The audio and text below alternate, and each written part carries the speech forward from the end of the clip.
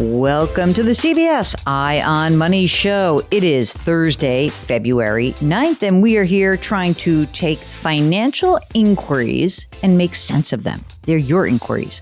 And they could be problems, but they could be opportunities.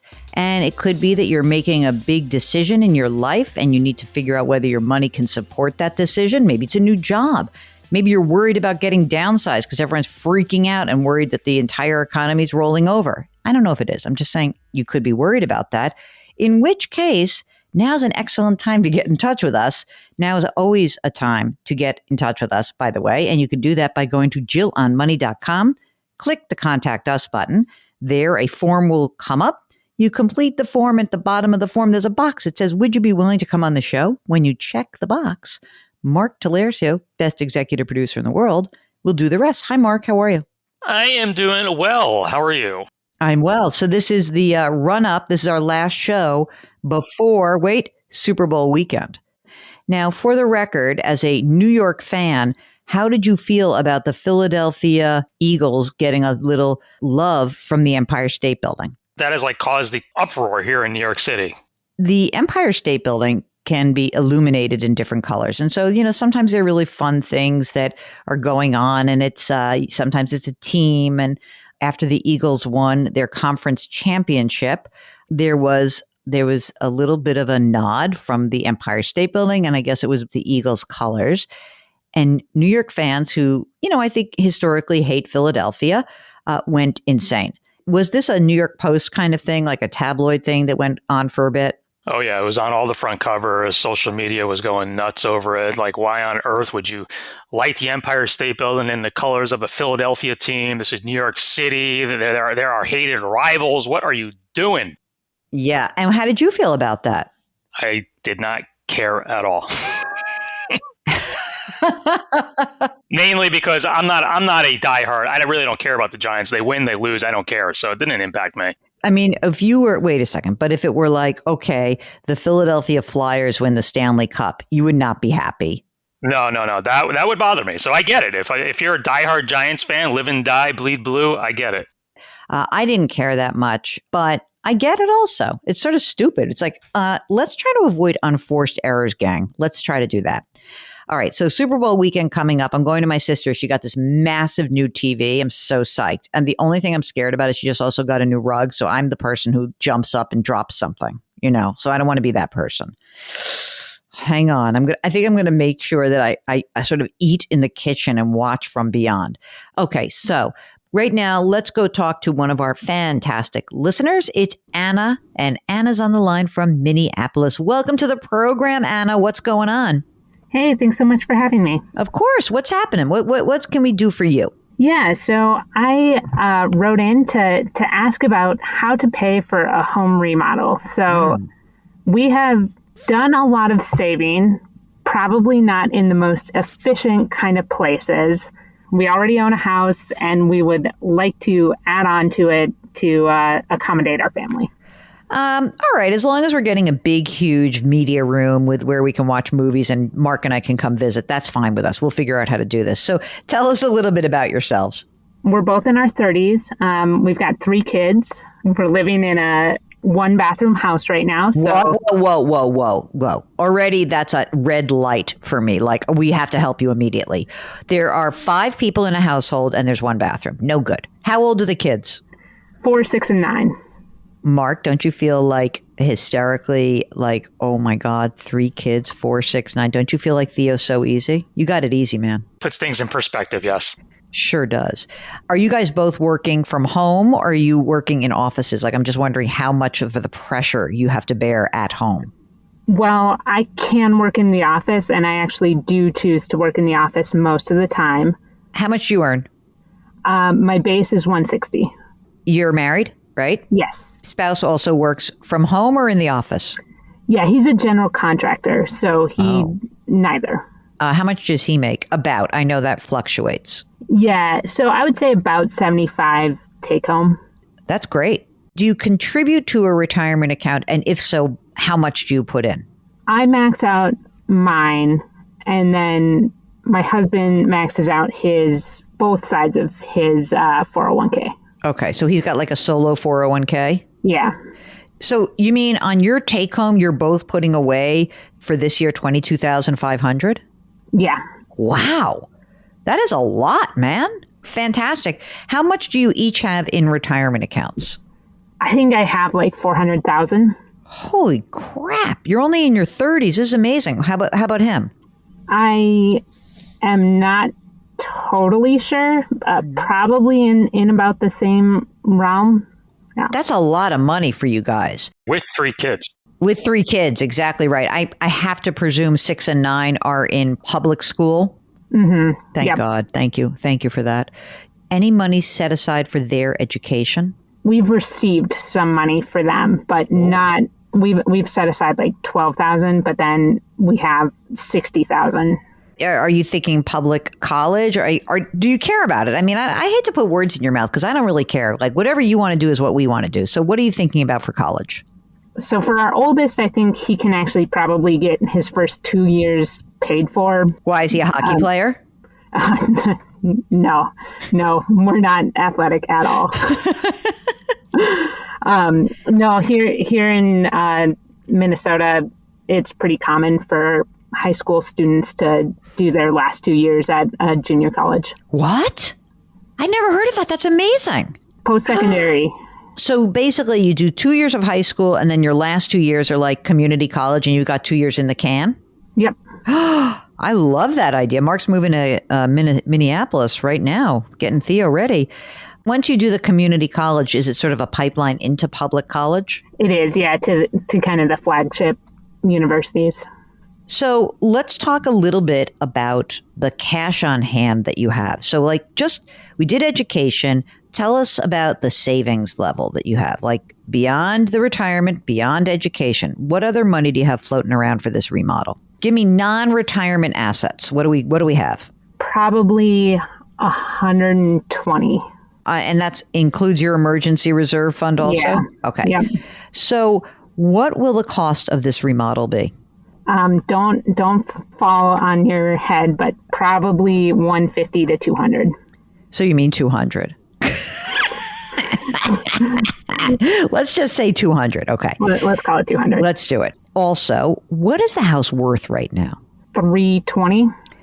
Tell me about the mortgage. What do you got? 220. And what's the interest rate? 2.5%. Oh my God. 30 year? 20 year. All right. Whatever. I'm not touching that. All right. What are our options here? Anything else? Any other assets that are floating around? Anything else that I need to know about? Any rental property? Any life insurance policy that has cash in it? Anything I can get my grubby little hands on? No life insurance. Well, term life, I guess. Yep. But so we have 2 rental properties. Both don't have a mortgage on them. They're kind of low end properties. So I'd say combined, they're worth like $300K. And then we have $170K in a brokerage. Wait a minute. What were you holding out on me for? So wait a second. The brokerage, where is that held? The brokerage account? Fidelity. How is that invested, that 170? Tell me about that. So this is where we probably weren't so smart. It's like stock ETFs. Okay, that's all right. So what? How long have you been doing that? Is there a gain on these assets? Is there a loss? What do you think you got? I think we have a gain because it's like over a long time that we've been building that up. Yeah, but did you make any dopey moves that would give you a loss in part of this account? I'd have to actually look at it, but I think we're still positive, probably. Term life, how much on each of you? My husband has $1.5 million. I have less because I'm actually not able to qualify for more, so I have 800,000 total. Good lesson, right? Get as much as you can when you're young and healthy, right? Yeah, I wish somebody would have told me that. I'm sorry. I would have been there for you. Do you have your estate docs done? Estate documents? Yeah, good. So here's what I'm thinking, and let me know how you are thinking this through. Those rental properties, is there a possibility that you and your husband would consider selling one of them? We would sell one of them, but the renter in there has been so good that we keep saying we'll sell it, and then they just keep re-upping the lease. And so it sort of feels dumb to let go of free money kind of deal. Except that it's your money and it could actually help you get your house fixed up. Yeah. What about the other one? The other one, because my husband is a general contractor and because it's close to us, it makes sense to hold on to that one. So one idea would be, this is just so we have like the ideas that are on the table and you tell me what you think. So out of the 120 of savings, we have to leave you enough money to actually be able to have an emergency reserve fund, right? And so if you look at your expenses right now, how much are those expenses about? I'd say about 10 to 12K a month. Okay. So we really need, you have 120 in savings, but I need to keep 50 or 60 liquid. Mm-hmm. So we kind of have to have that. Is your job safe? Are you like in a mostly safe-ish kind of job? I am. Okay. So if we say you have 70 for the house and we need another 130, here are the choices. 1, sell one of the rental properties, cash out, pay whatever taxes due, move on, you have your money. That's your 130, right? 2, look at that Fidelity brokerage account, go through it and start combing through that and saying, well, can we sell enough? Can I sell enough and pay the tax that's due and move on, be done with it, right? And so that's your 130 will come out of that. Some of that you'll have to maybe sell a little bit more. Okay, so that's option number 2. Option number 3 is you get some horribly high and expensive home equity line of credit. Did you price that out yet? It's 6-7%. What is it? Yeah, it's 6.5%, and we actually can't even until we actually do part of the remodel. We can't even get enough. I know. It sucks. Yeah. I'm sorry. So which one seems less onerous to you? Selling the rental? It sounds like you really want to keep the rental property. So let's sell the brokerage account out and let's move on. And then you'll replenish it after the fact. I don't think you should borrow money to do this. You can afford to do it. You really can. I mean, it bums me out that you're going to soak up all your liquidity from that Fidelity account. But who cares? I mean, you're young. You said you're in your 30s. You got 3 kids. We got to make this house more livable for you. We have to do that. And so to do it responsibly, I say pay cash for it. And I think you should sell the brokerage account out. Be very clear about what your tax liability is going to be. You don't make so much money to push you into a very high tax bracket. Okay. So if you think about it, right now that you guys have essentially a 15% capital gains rate. Okay. Married filing jointly. It's $250 for couples to pay the 3.8% Medicare, right? But that's only on gains, though.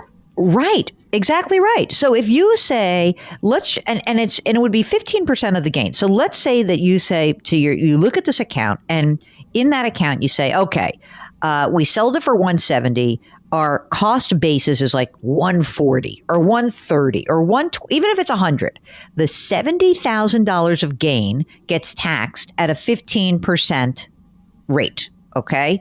If you have more than, I think, a $250,000 joint take home, which I don't think you do, you're just under it, then you pay an extra 3.8%. But essentially, if you keep making money all the way through your career, I'd rather you pay the capital gains on that right now. And by the way, I think that paying to borrow money for you guys to do this project when you have the money is silly.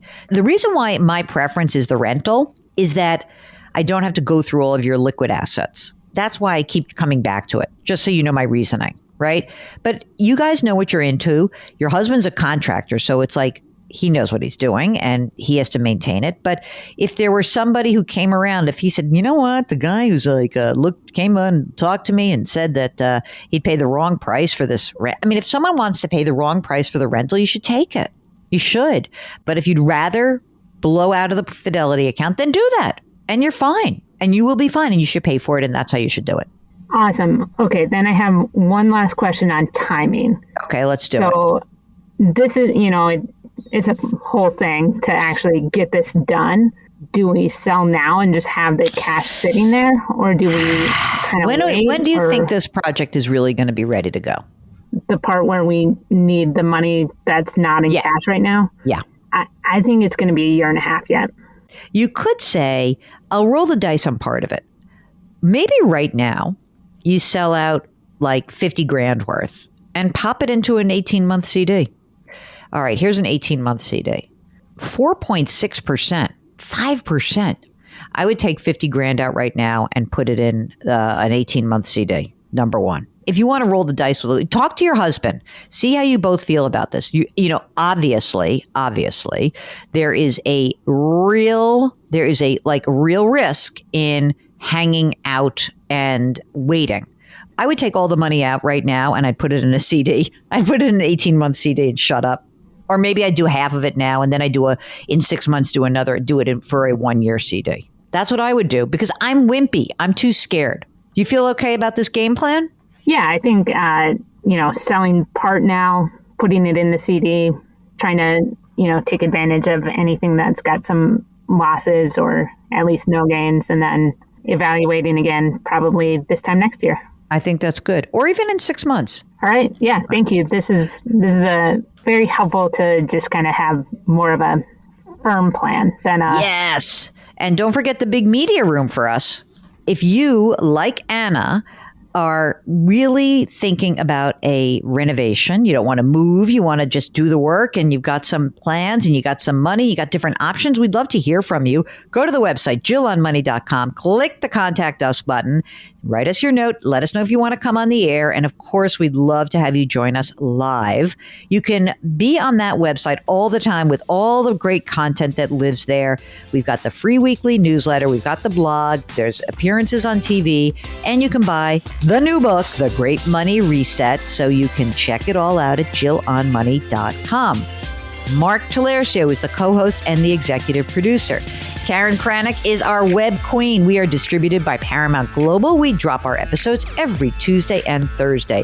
Try to put your hands metaphorically on someone's back, and we really encourage you to do that. It's so important.